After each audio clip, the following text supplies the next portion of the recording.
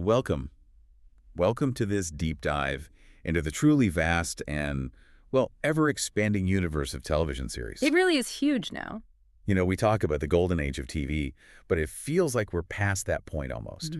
We're in an era where creators aren't just telling stories, they're building entire interconnected worlds that, we get to spend serious time in. That's a great way to put it. We're not just watching shows anymore. Right, we're almost inhabiting them. Exactly. It's a definite shift. Less about that single finite story Yeah. and more about creating these rich, ongoing narrative ecosystems, places viewers can keep coming back to. Worlds that keep growing, offering new corners to explore. Precisely. And that's fascinating.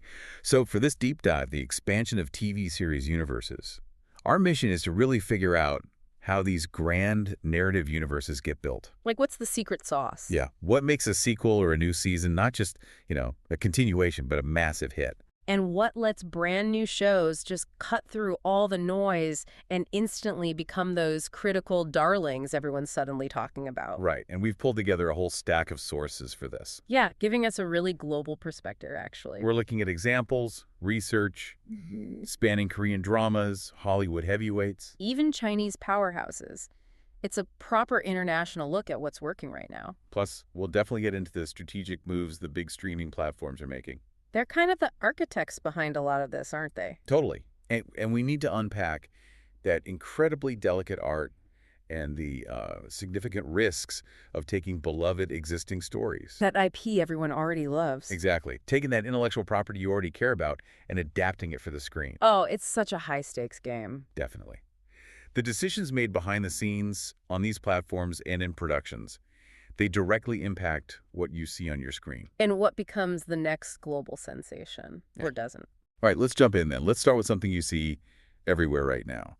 Sequels, follow-up seasons, spin-offs. Why do they feel like they just dominate the market? Well, there's an inherent power in continuation, isn't there? For you, the viewer, these sequels, these series, they offer comfort. Right. You know what you're getting. You already know the rules of the world. You're familiar with the characters. You've already invested emotionally in their journey. It's like coming home. Kind of. Like visiting old friends, as you said. Except maybe these friends have way more drama and significantly higher stakes than my actual friends. Hopefully. Precisely.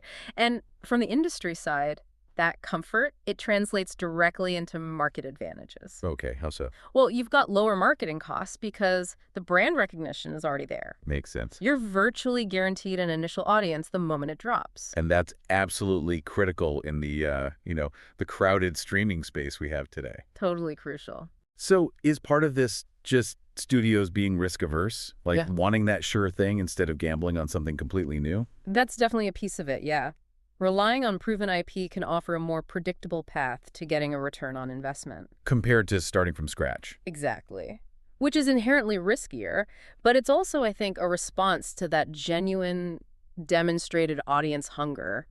People want to spend more time in worlds they care about. True. The big challenge, though, is figuring out how to keep you hooked without causing series fatigue. Right. You can't just do the same thing over again. You can't just repeat the story. You have to find ways to innovate to deepen the experience. You see that reflected in the numbers, right? Yeah. Sources mention that in 2024, over 2/3 of the top 100 grossing films were adaptations of existing IP. It's huge. That pull of familiarity is incredibly powerful. Yeah. And this idea of universe expansion is really key here. Okay, what do you mean by that exactly? It's not just about, literally continuing the main character's linear story. It's about finding new perspectives, exploring different timelines, or maybe focusing on side characters, adding layers to that existing world to make it feel richer, more complete. Gotcha. Let's look at some examples then. Korean dramas are doing amazing things with extending established narratives. Joy of Life Season 2 sounds like a fantastic case study. Absolutely. That show was a massive hit with its first season, and the sequel really capitalized on that. A huge factor was getting the original cast back. Oh, that's always key. Especially key players like Chen Do-ming and Zhang Riyun. Their return immediately got the fans buzzing again. And they didn't shy away from that massive cliffhanger season 1 ended on, did they? Not at all. They went right into it, which is exactly what the audience was desperate for. Yeah. They embraced it. And the narrative didn't just pick up where it left off. It expanded significantly. You got a much deeper dive into the intricate court power struggles. Okay. The protagonist, Fan Xian, saw his involvement and responsibilities just increase dramatically.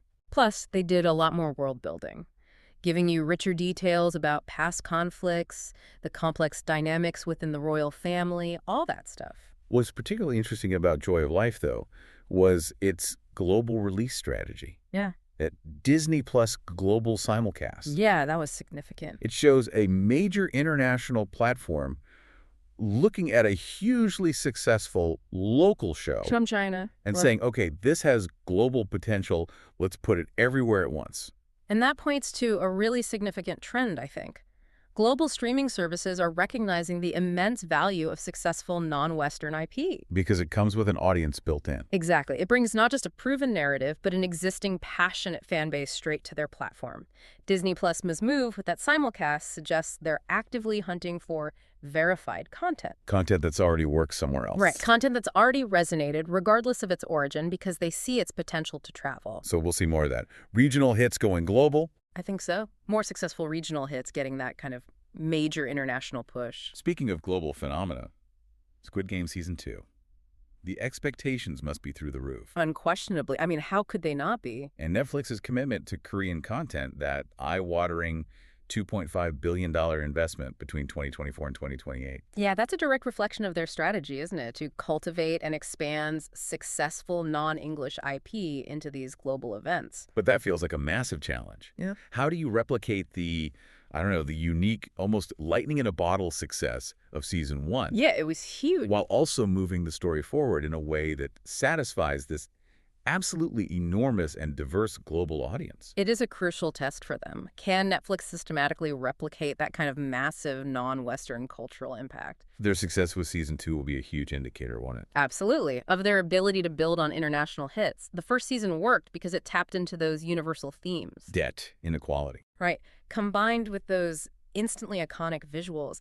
That $2.5 billion isn't just for the sequel, by the way. Oh. It shows strategic confidence in the IP's longevity. Universe expansion here might well mean more than just season 2. Like spin-offs. Could be spin-offs, related series, really expanding that world. Interesting. Now let's look at some Western heavyweights, deepening their own established legends. The Last of Us Season 2. Ah, yes. Prime example of incredibly successful IP adaptation from games to TV. Oh. The anticipation is immense. It is. The first season was just a masterclass, wasn't it? Critically lauded, commercially successful. And it even boosted sales of the original game. Exactly. Showing that powerful cross-media synergy. HBO's approach, high-quality, faithful adaptations of beloved source material, clearly pays off. And you see this across other ongoing series too, right? Yeah. Whether it's the Game of Thrones prequel, House of the Dragon, Yeah. the highly anticipated Andor Season 2 expanding the Star Wars universe. Yeah, which people are really excited about. Or even something like Slow Horses Season 3. Yeah. Just deepening those character arcs. Exactly. These shows use different techniques. You've got prequels exploring earlier eras. Like House of the Dragon. Side stories focusing on different characters, like Andor to some extent. Or simply taking established characters and putting them in new situations, like Slow Horses, deepening our understanding within that rich backdrop. But the goal is always the same. Pretty much. Keep the loyal fans happy and bring new viewers in with compelling, high-quality storytelling. It feels like they're not just making sequels anymore. They're actively engaged in universe building. That's the buzzword, yeah. Creating interconnected narratives, maybe ancillary media, stuff that makes the world feel more real, driving that long-term fan loyalty. That's precisely it. Shows like Andor aren't just linear continuations, they are expansions.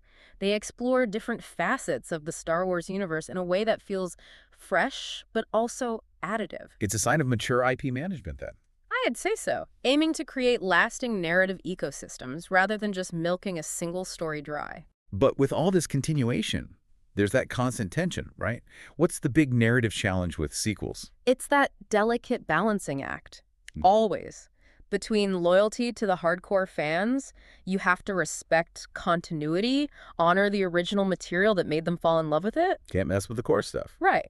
But you also must introduce enough innovation New characters, fresh plot lines, something to keep things exciting, avoid predictability, and attract new audiences. So expanding the world without losing what made it great. Exactly. Expanding without abandoning the core premise. It's tricky. Okay, let's shift gears completely. What about the shows that seem to come out of nowhere? The instant critical darlings. The originals. They're not based on existing IP. They build their own worlds from scratch. What's the magic happening there? It often seems to be a combination of elements. A truly unique authorial voice or directorial vision that feels distinct. Innovative storytelling, maybe playing with structure or pacing. Characters you really connect with. Definitely. Characters you connect with on a really deep emotional level, and frequently some kind of timely social or cultural resonance, something that makes the show feel particularly relevant right now. Korea's been pushing boundaries with original stories, too. The Glory felt like a masterpiece of the revenge narrative. It really was something. At its heart, driven by Moon Dong-yoon's meticulously planned revenge. And the series used powerful visual language, that gloomy cinematography, those symbolic metaphors like the game of Go. Yeah, the Go game was everywhere. All to underscore its themes of consequence and strategy. Dong-yoon's journey, from bullying victim to this calculating avenger, was incredibly compelling. You're just hooked. Absolutely. And it's worth noting how effective the villains were. Oh, they were awful. Truly awful, which made Dong-eun's quest and their eventual downfall deeply satisfying to watch. Beyond the personal story, the social impact was huge, wasn't it? Massive. It sparked widespread, urgent discussion in Korea about school bullying. Connecting to real-life cases. Yeah, and highlighting the devastating, long-term trauma victims carry. And its global success on Netflix proves something, didn't it? It really did. Ranking high in non-English watch hours showed that dark adult narratives focused on justice, trauma, deep character work, they resonate universally. It highlighted a trend in K-dramas. Tackling difficult social issues with nuance and depth, yeah. That potent blend in the glory, the absolute revenge, the symbolism, the transformation arc, and its link to a real-world issue made it incredibly impactful, locally and internationally. Then you have a show like Queen of Tears. Totally different vibe, but also a massive hit. Completely different, yeah. That show succeeded by masterfully blending genres. It had everything. Rom-com, family drama with intense corporate intrigue, melodrama, all rolled into one. Plus, the undeniable star power and chemistry between Kim Soo-han and Kim Ji-won, huge draws. And the narrative structure was interesting, too. Very fresh. It started after the main couple was married. Which is usually the end point. Exactly. And then it deconstructed their relationship. It offered a unique perspective. And the characters felt very modern. Hong Hae-in as this alpha female lead. Yeah, navigating those male-dominated business and family structures. Telling. Her portrayal challenged traditional female roles in K-dramas. And Baek Hyun-woo's arc, starting from wanting a divorce and finding his way back to love amidst crisis, was equally rich. It sparked conversations about gender inequality, too, right? Definitely. In the workplace, in the family. And it played with traditional gender roles. You saw the male lead experiencing pressures often faced by daughters-in-law in those settings. So it shows Korean dramas can innovate within established genres. Absolutely.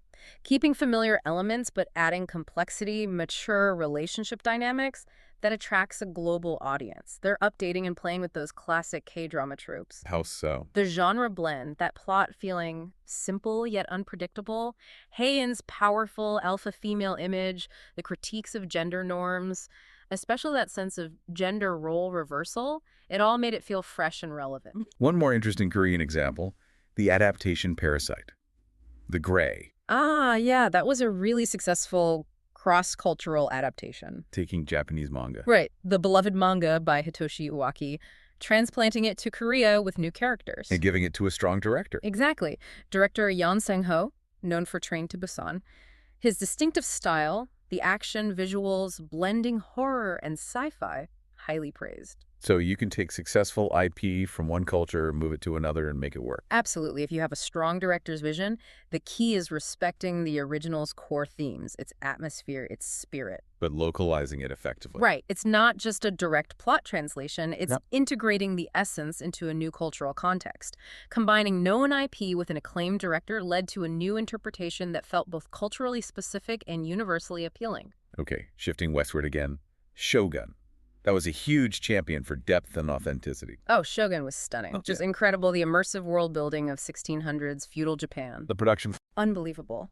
The sets, and especially the commitment to cultural authenticity, using period Japanese language, historical detail. It was a feast for the eyes and mind. Totally. And it was often described as a rewarding, slow burn narrative. Which felt noteworthy now, with everything so fast-paced. It definitely stood out. It demanded your attention, rewarded patience, engaged the audience differently. It was a faithful adaptation of James Clavell's massive novel. The updated. Skillfully adjusted for modern viewers, yeah.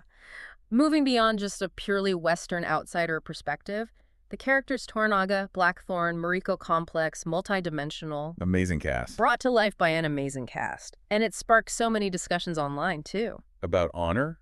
Death rituals like seppuku? Mental health, those fascinating East-West cultural differences, it felt incredibly nuanced. And its success proved something important, didn't it? I think so. That there's a global audience hungry for well-crafted, culturally specific historical dramas that prioritize authenticity and complex character study over, simplification. That slow pace wasn't a drawback. No. It was essential for achieving that depth and immersion. The success factors included those immersive and authentic visuals, cultural sensitivity, the intentional slow pace, and its willingness to explore difficult themes like seppuku and mental health. Audiences valued depth and realism. Okay, now for something completely different, The Bear also fits that critical darling category, though. The Bear is such a profound character study, isn't it? Following Chef Carmi Berzato taking over his family's sandwich shop. It's a raw dive into grief, ambition, and the almost unbearably high pressure of the culinary world. And the way they tell that story is intense, that fast-paced editing. Those long takes that create this immediate, almost claustrophobic anxiety. And the dialogue, so sharp, so real. It's consistently praised for its utterly authentic portrayal of a professional kitchen, sometimes uncomfortably so. Yeah. And its raw exploration of trauma, family dynamics, Carmi central, but the arcs for supporting characters like Sydney and Richie are just as compelling. Significant growth, redemption. It definitely sparked widespread conversations about mental health in those high-pressure service industries. People who work in those fields said it felt uncomfortably realistic. Wow. And that's key to its success. It shows that a highly focused, character-driven series set in a seemingly niche world, a sandwich shop kitchen, can achieve wide acclaim and cultural resonance. By tapping into universal themes. Exactly. Pressure, passion, finding your chosen family, dealing with grief. That raw, anxiety-inducing style is its signature. It's the realism, even when it makes you squirm. Yeah. Combined with powerful characters and innovative narrative techniques, that's what makes it so powerful and discussed. Shifting gears again, let's talk about some Chinese shows creating waves. Blossom's Shanghai immediately stands out. Wong Kar-wai directing TV. Applying his instantly recognizable cinematic visual style to television was a huge event. It created this incredibly nostalgic, stylized, almost dreamlike depiction of Shanghai in the 90s economic boom. It felt like his version of the novel. Very much so, adapting Jin Yu Chang's novel, but filtered through Wong Kar-wai's own impressionistic vision and memory of that era. And the commitment to using the Shanghai dialect throughout, that felt crucial. Absolutely. Far more than just stylistic, it was fundamental to its cultural impact. Resonated deeply with local audiences, gave it a unique texture that also appealed globally. Hu Gray was great as Bao. Fantastic, charismatic lead. And the female leads were portrayed in a really nuanced way, almost like modern feminist archetypes navigating that changing world. The sociocultural impact was undeniable too, wasn't it? Sparking interest in Shanghai culture, driving tourism. Massive wave of interest. Showed the commercial power of high art television drama. It proved that a director-led, visually distinctive, deeply culturally specific drama can become a major cultural event. Blurring the lines between film and TV. And leveraging nostalgia incredibly effectively. That combo, strong director style, deep cultural roots, high production value, authentic local dialect, created something truly unique. And then there's To the Wonder, based on Levon's essays. This show got praise for its poetic, almost documentary-like depiction of life in Xinjiang's Altai region. Stunning landscapes. Beautiful nature, yeah. And its focus on Kazakh culture received a very high rating on Dubon. It seems like it captured the details of life in this raw, poetic environment. And resonated with urban viewers, perhaps evoking a longing for distant places, simpler ways of life. It had a real-world impact, too, sparking tourism. It definitely did. However, it also faced significant scrutiny from some sources. Oh, how so? Accusations of potentially presenting a beautified image of Xinjiang, maybe serving a propaganda purpose. Ah, okay. So a series offering a unique cultural perspective and visual spectacle can capture imagination, drive trends like tourism. It can also face intense scrutiny, particularly when depicting sensitive or politically charged regions. Right. Precisely. Its market success and artistic recognition, like the Cannes series nomination, high viewership exist alongside critiques characterizing it as propaganda. So it highlights that duality. Yeah. Artistic success versus potential entanglement in complex geopolitical narratives about representation. And just to be clear, we're highlighting that perspective raised in the sources here, not endorsing it. Understood. That's a crucial point. Right. So looking across all these examples, originals, adaptations, what are the key elements? What consistently leads to a new series breaking through, becoming a hit, a critical darling? Based on what we've seen, it kind of boils down to a few things. Okay. A strong, often unique, authorial or directorial vision makes the show stand out. Deep characters. Deep, complex characters grappling with struggles that feel real, relatable, even in extraordinary situations. Yeah, there's innovation. Some form of it, yeah. Structure, pacing, how genres are blended. Yeah. And finally, exploring meaningful sociocultural themes. Things that resonate with you, the audience, right now. Exactly. Feel relevant to contemporary discussions. Let's pivot now to the power players, behind the scenes, the streaming platforms. Their strategies feel like they're constantly shifting. Oh, they definitely are. We're seeing a clear evolution, moving away from that earlier grow, grow, grow at any cost mentality to a much stronger focus on profitability and, crucially, sustainable user engagement. Keeping you watching long term. Basically, yeah. Not just signing up for one show and leaving. And it seems like licensed content shows they didn't make and nostalgia are making a big comeback. Yeah. As cost-effective ways to do that. Exactly. The phase of competition they're in now means they're being much more selective about what they commission. They need to see a clear path to ROI, return on investment. Absolutely. That the money they spend on a show clearly leads to subscriber retention or growth. This can sometimes mean less experimental risk-taking. More reliance on sure bets. Or easily adaptable models, yeah. Sources point out licensed content is driving significant growth for some platforms. Familiar series are seen as inherently safer bets. The risk-reward for a totally new original script feels less appealing sometimes. Compared to leveraging proven IP, potentially yes.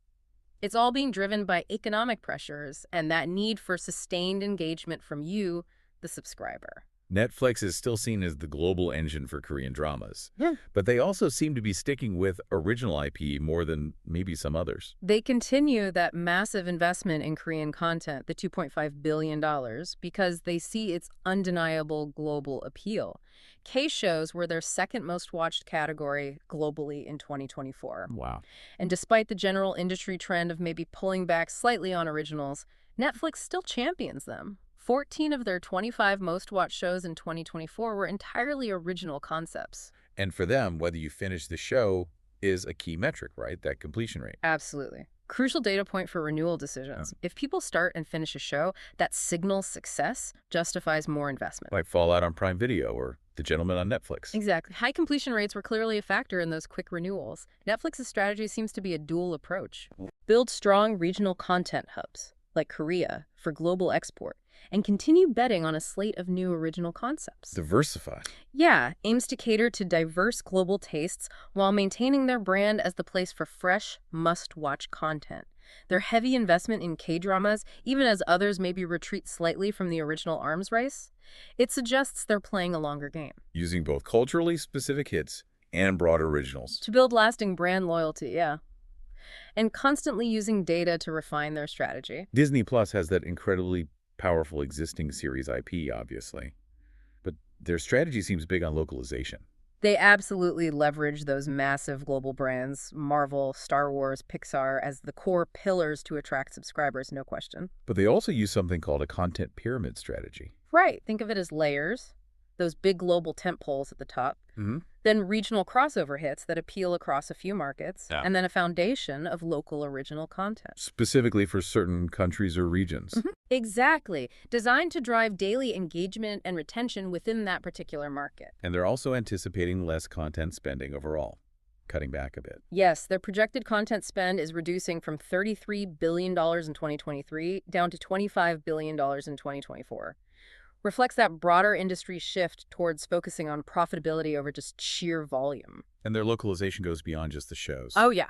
Platform features, pricing, payment methods, everything is tailored to specific regions. Think of how they brand Star in Europe, or focus on mobile first in APAC, or how Hotstar operated in India. So using their global brand strength, but adapting meticulously. It's a model of leveraging core IP while adapting the service and content to local market conditions.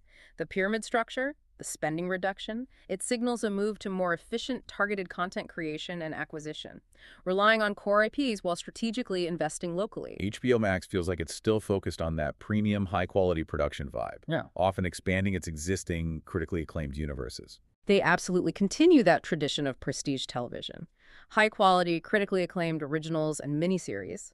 Their strategy heavily involves expanding on universes that have already proven successful. Like Game of Thrones spin-off House of the Dragon. Exactly. Or the upcoming Batman spin-off The Penguin. So using those huge established worlds as a springboard for new stories, keeping that premium brand identity. Precisely.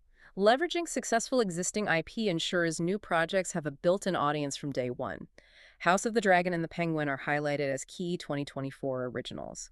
Their strategy is curating a slate of high-quality new titles alongside strategically expanding established popular series, keep those fan bases engaged. What about the Chinese platforms like IQIYI and Tencent Video? They seem very focused on innovation and international ambition. Incredibly dynamic. IQIYI, for example, investing heavily in short-form content tailored for mobile. Like microdramas. Yeah, concepts like 1,000 short plays, 1 to 3 minutes an episode, and 100 short plays, 5 to 20 minutes, directly targeting mobile viewing habits, opening up new revenue models. Tiny dramas for your phone. That's definitely innovating for how people actually watch things now. And they're pushing tech innovation, too. Using virtual production for efficiency, visual quality. You saw that in shows like My Journey to You. And their international expansion is significant. Very.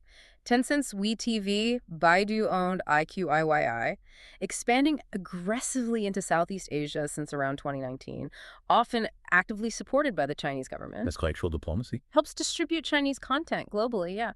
And don't forget the short video platforms like Douyin, TikTok, and Kuaishou. Huge players in content spread there. Massive, dominant forces in distribution, viral spread, even e-commerce within China. So you see rapid innovation in formats and tech from Chinese platforms. Coupled with strategic, sometimes state-backed, global expansion. Their strategy seems clear. Innovate rapidly for their huge domestic audience while actively seeking a larger international footprint, potentially challenging existing global players in specific regions. So, pulling this all together. Yeah. What does this constantly evolving streaming landscape mean for us, the audience? What should we expect to see? It means you're going to continue seeing a really interesting mix of content, I think. Right. Expect more big-budget series sequels and spin-offs, leveraging those established fan bases you're already part of. Okay. Likely more licensed familiar content on platforms seen as safer, cost-effective bets. And still, high-quality originals from platforms willing to invest, but perhaps with a sharper focus on concepts that data suggests are likely to succeed globally or, keep you subscribed efficiently. And those new formats. Yeah. Look out for the rise of varied formats like those microdramas, offering entirely new ways to consume stories. Finally, let's really unpack that high-stakes game of IP adaptation. Taking a beloved book, a huge video game, a classic comic, turning it into a show. It is absolutely a high-wire act, no question. The upside is huge, right? Existing fan base, brand recognition. Massive upside. But the pressure to meet expectations, often from incredibly passionate fans, is immense. But the risk-reward is often seen as more appealing than starting totally fresh. Often, yeah, as we mentioned, compared to a completely blank page. So what are the keys to actually getting it right? Because when it works, it's magic, like pure magic. The absolute most critical thing, I think, is being faithful to the spirit of the original. Not just a literal translation. No, not getting bogged down in a literal panel-by-panel or page-by-page thing. You have to truly understand and retain the core themes, the essence of the characters, the tone of the original world. Last of Us is a prime example. Absolutely. Sources praised it for respecting and arguably even elevating the emotional core of the game. And our king. Succeeded wildly. stayed true to League of Legends lore, but created this engaging, accessible story and stunning animation that even non-gamers loved. Shōgun, too. Respected the novel, but adapted it smartly. Respected Clavel's novel, but made clever adjustments for a modern viewing audience. So clever creative changes and expansions are necessary. You can't just lift the plot directly and expect it to work. Exactly. The best adaptations find ways to expand the narrative, deepen backstories, explore aspects the original medium might not have allowed for. Like The Handmaid's Tale or Game of Thrones? Successful partly because they expanded significantly on details from their source novels, yeah. You need to know what the core fan base loves. Definitely. But you can't be completely paralyzed by every single detail they might obsess over online. Right. Easter eggs and fan service are great for fun, but the fundamental story and characters have to stand on their own. And production quality is key. Oh, non-negotiable. Casting the right actors, high production quality. Vital for bringing any beloved IP to life visually. Arcane's reported $250 million budget over 2 seasons shows that level of investment. Wow. And picking the right format seems important too. Serialized TV versus a movie. Yes, serialized television often allows for that necessary depth and character development that a 2-hour movie just can't manage. And you can supplement later. With animated spin-offs, films. Yeah. The most successful adaptations often achieve what's called a transformative use. Meaning? They feel familiar enough to satisfy fans, but are also new and bold enough to stand alone as great television. The Last of Us elevated its source. Arcane brought in millions who'd never played the game.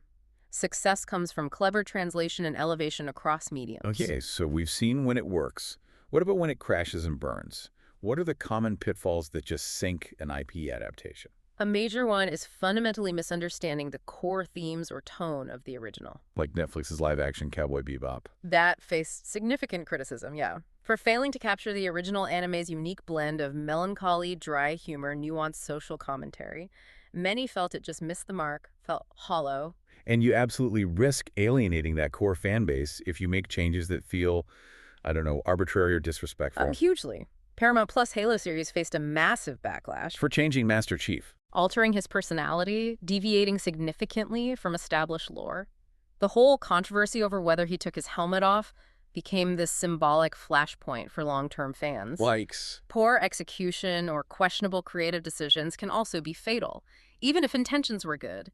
Netflix's The Witcher series, after its first season, faced criticism from some who felt it misunderstood crucial source material themes, destiny, prejudice, made character changes, took a simplistic approach to the book's complexity. Sources even quoted writers being accused of not getting it. Of utmost incompetence and lack of reading comprehension regarding the books, It shows how intense fan reaction can be when they feel the source isn't respected.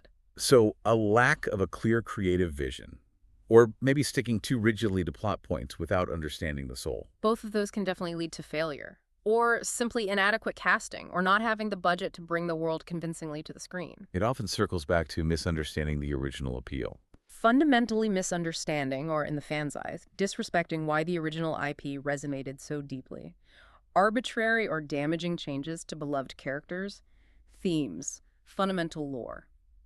Without extreme care and deep understanding, almost inevitably leads to fan backlash and critical disappointment. So it really is this tightrope walk. Yeah. Faithfulness versus a bold new interpretation. It is the ultimate challenge of IP adaptation. Requires deep respect for the original creators and existing fans, and a strong, independent creative vision for the new medium. When you look at that spectrum, you have the real triumphs. The Last of Us adapting a game for HBO. Magic. Arcane taking game lore to Netflix animation. Or Shōgun bringing a novel to FX Hulu. They all nailed that balance right. Yeah. Respecting the spirit, high production, authenticity. They really did. And then, unfortunately, you have the examples that didn't land as well. Netflix's live-action Cowboy Bebop, The Witcher, after its early seasons. Paramount Plus's Halo. Right. Despite being based on well-known IP classic anime, best-selling novels, games, a hugely popular game franchise, they face significant criticism on their platforms. For misunderstanding the source, alienating fans, poor execution. Exactly. It just underscores how incredibly high the stakes are in this game. So as we wrap this up, zooming back out from individual shows, we've journeyed through this expanding TV universe. It's clear it's more dynamic, diverse, globally interconnected, than ever. Definitely. We saw the power of sequels like Joy of Life Season 2 and Squid Game Season 2, leveraging those existing emotional foundations you already have with those worlds. And we saw brilliant original gems like the Glory, Shōgun, Blossom Shanghai, just cutting through, forging entirely new paths with bold creative visions, deep cultural roots, and resonating globally. And the streaming platforms Netflix, Disney+, HBO Max, Chinese innovators like IQIY, Tencent, they're the architects of this expansion, constantly reshaping how we access stories. Balancing global blockbusters with tailored local tastes. And even creating entirely new formats like those microdramas for your phone. And that art of IP adaptation. It's a thrilling, sometimes heartbreaking high-wire act. Absolute magic when they get it right. Creating something that honors the original but feels new. And, yeah, a loud public disappointment when it falls short. The future of television is going to be fascinating to watch unfold. Will we see even deeper fusion of global talent and narratives across borders? Could AI-driven production techniques change how these shows are made? Or will interactive storytelling become the next major frontier for expanding these universes? It's evolving at an absolutely breakneck pace. But one thing feels incredibly certain. The fundamental power of series narratives. To build immersive worlds, create characters that stick with you, that you care about deeply, that only seems to grow. These expanding universes we're all watching feel like a true reflection of our increasingly interconnected global culture, showing us different perspectives, experiences that somehow resonate across borders. Agreed. They're windows into other worlds, other lives, that ultimately help us understand our own a little better, maybe. Thank you for joining us for this deep dive into the expansion of TV series universes. Keep watching, keep exploring.